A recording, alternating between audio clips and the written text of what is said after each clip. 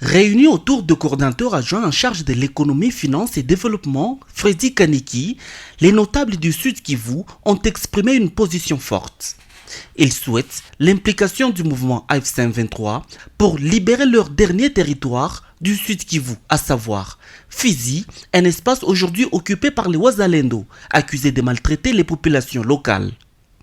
Dans leur déclaration, les notables ont livré un message clair.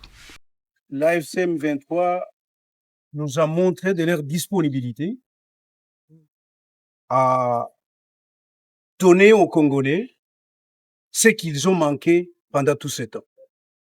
Ils ont manqué la bonne gouvernance, ils ont manqué la prospérité, mais ils ont manqué aussi l'estime. Et l'AFC M23 aujourd'hui est engagé à libérer tous les Congos.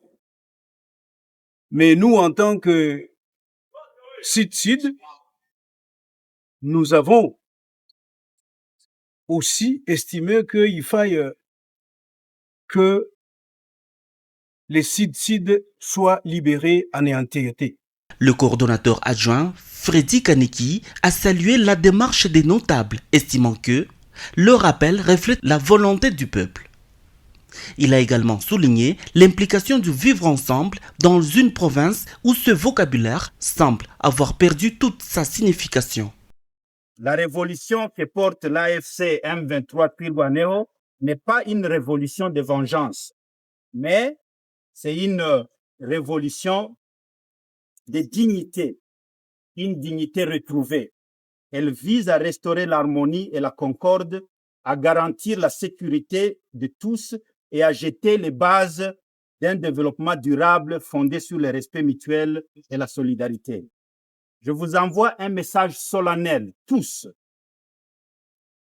et un message solennel et un message de responsabilité. Le temps de la rancœur stérile est révolu.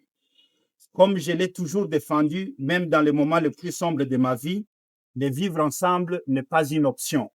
C'est un préalable incontournable, voire une condition pour notre survie et notre grandeur commune.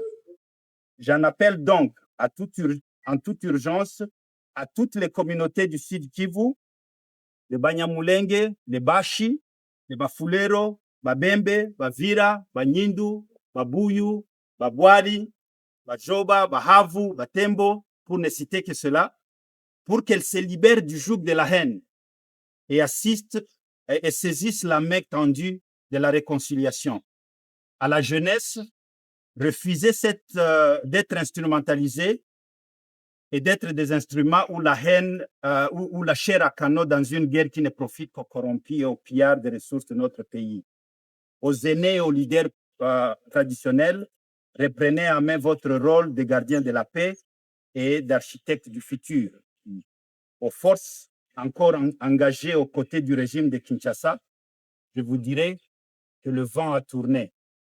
Le Sud Kivu reste ainsi pris entre l'aspiration à la paix et la tentation des solutions armées dans un contexte où les populations demeurent les premières victimes.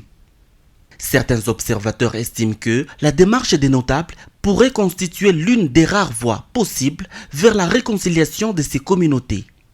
Simba Média DRC.